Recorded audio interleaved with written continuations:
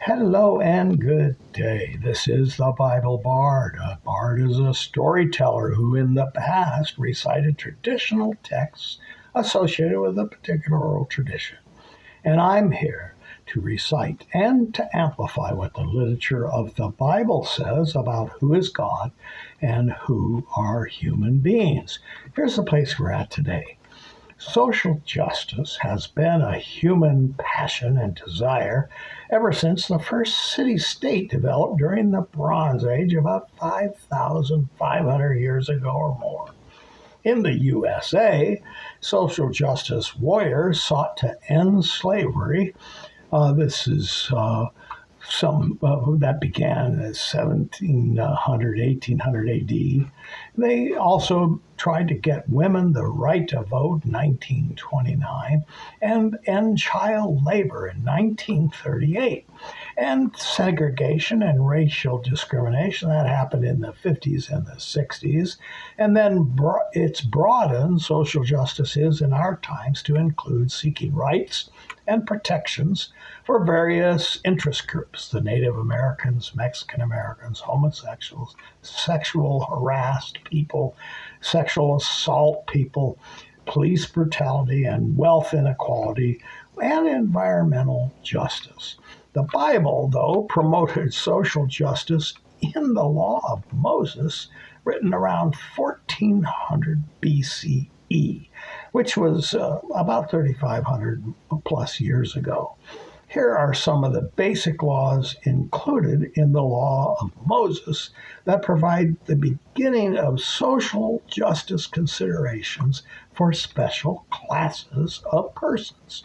In Exodus 21:2, we have a Hebrew slave, we're told, should be set free after serving 6 years. Certain kinds of violence by slave owners against their slaves are also punished. In Exodus 21, beating a slave with a rod and slaves who lose an eye or a tooth to owner violence are to be set free immediately. That's in Exodus 21:26.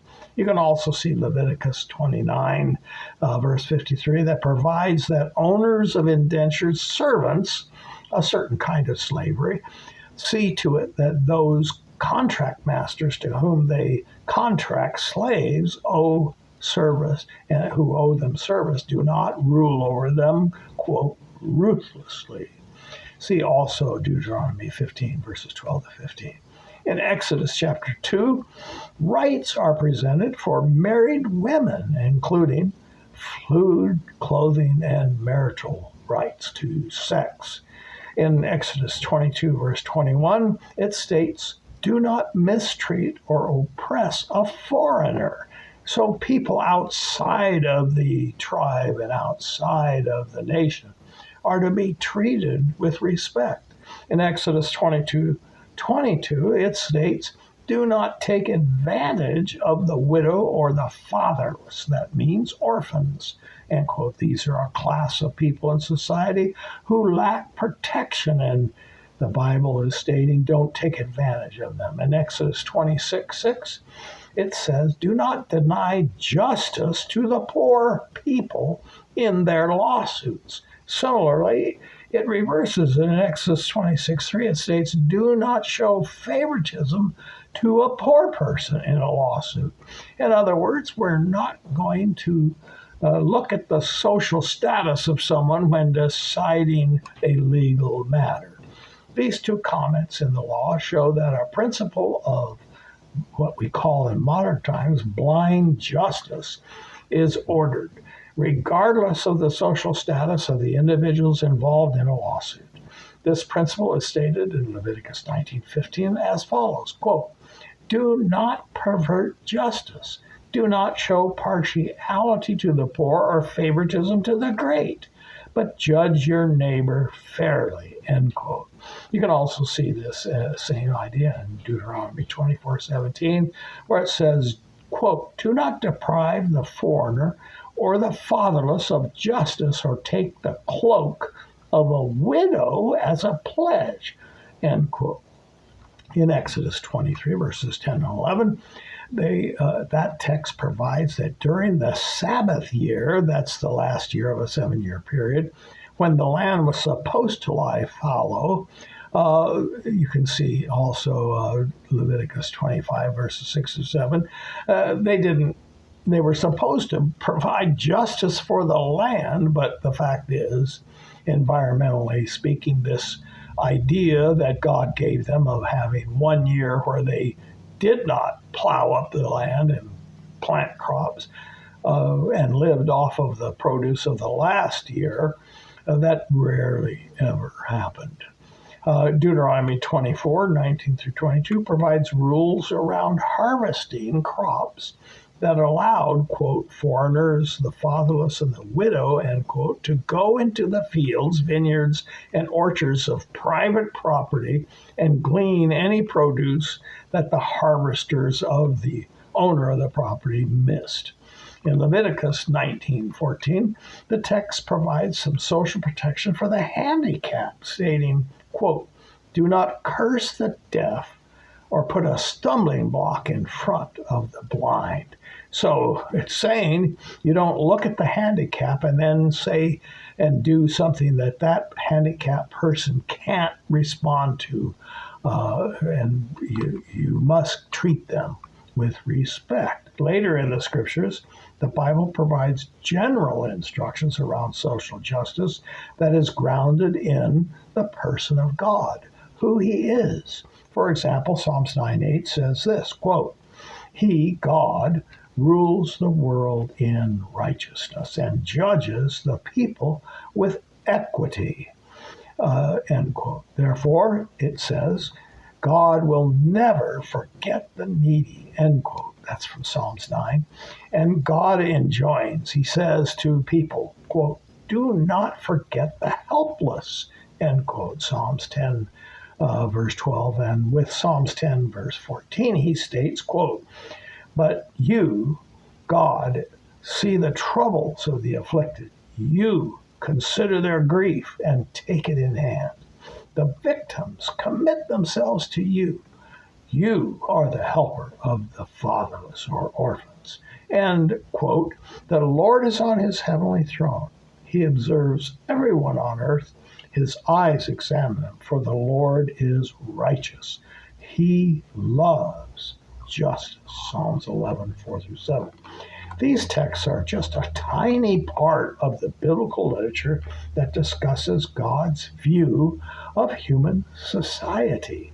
The Bible writers are not elitist who do not take notice of the sufferings in society of various classes of citizens, especially categorized as the poor, the widows, and the orphans, for these ancient distinctions mark the people of insufficient means, and especially those who lack any social protection, widows and orphans. Discussion. What those unfamiliar with the Bible as a literary set, often do not understand is the extensiveness and comprehensiveness of the social laws contained in the Bible. When compared to other ancient social codes, like the legal codes of Ur-Nammu or Hammurabi, or the Hittites, an ancient civilization, and the Egyptians, you should understand the paucity of previous social instructions. For example, in the Code of Ur-Nammu, that's 2100 to 2050 BCE, there are only 40 laws. In the Code of Hammurabi, about 1750 BCE, they're listed about 280 laws. The ancient Hittite civilization, archaeologists have found, that occurs between 1650 and 1500 BCE, had about 200 laws in their society. While the Egyptians had some basic principles, ma'at, truth and justice, they didn't have a set of laws as such.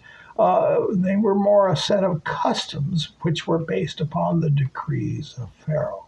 However, the number of laws, their scope and depth as found in the Bible, is the most extensive and detailed legal system coming to us from the Bronze Age. In the first 5 books of the Bible, the Torah, there are 613 commandments that include social justice laws detailing care for the poor, protection of foreigners, debt forgiveness, among many other things. Summary.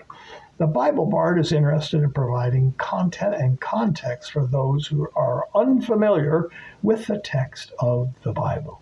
This literature often takes a beating in academia and among various social groups in the West. Without being read, it is yet condemned by those ignorant of its content. For example, a fellow named Christopher Hitchens stated, quote, "The Bible may, indeed does, contain a warrant for trafficking in humans, for ethnic cleansing, for slavery, for bride price, and for indiscriminate massacre. But we are not bound by any of it, because it was put together by crude, uncultured human animals," end quote. That's from his writings from God is Not Great. How Religions Poison Everything. And that was written and published in 2007. You can see chapter 7. Then we have another guy named Richard Dawkins who says, quote, "The God of the Old Testament is arguably the most unpleasant character in all fiction.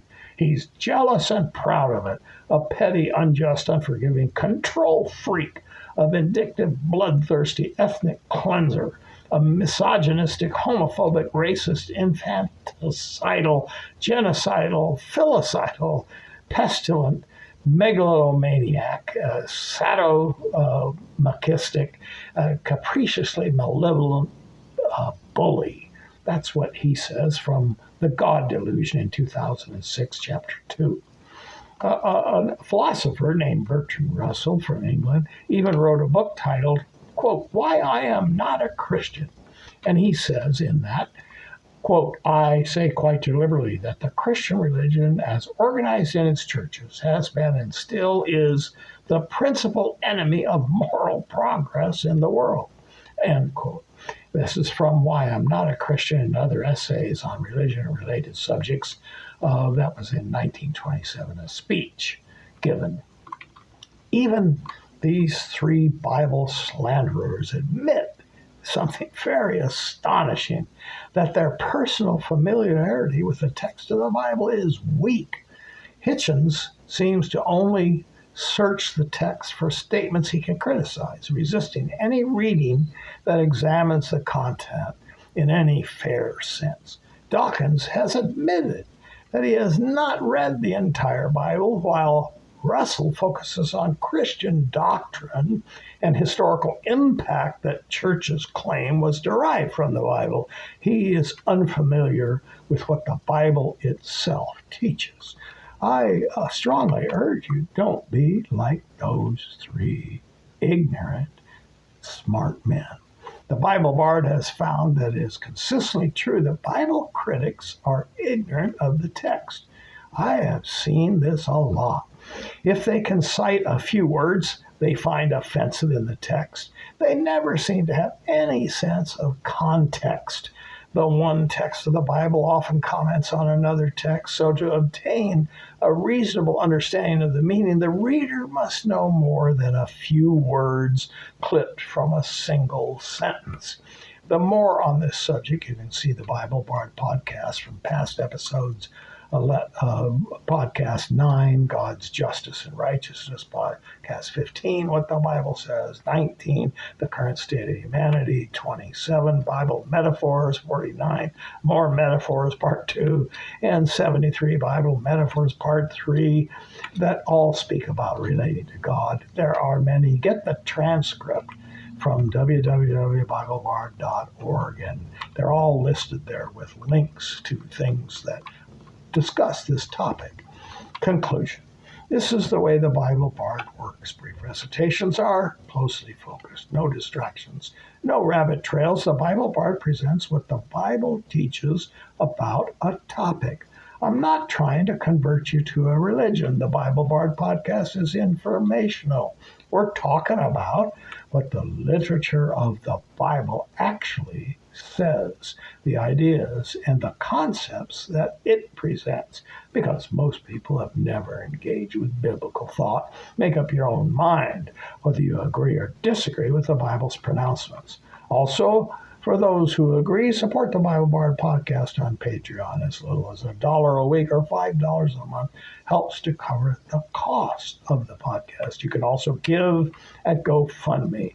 And you can go to www.BibleBard.org, click the Donate tab, and make a contribution. Send the Bible Bard any question or remarks you care to offer to BibleBardUS@gmail.com. Glad to hear from you. And you know how this works. Thanks in advance for following, subscribing to, and sharing the Bible Bard content, commenting on it. And you can do that on our many platforms, both audio platforms and video platforms. But we are also translated into 7 other languages, and those podcasts run for those who speak that language all over the world. Until next time, this is the Bible Bard.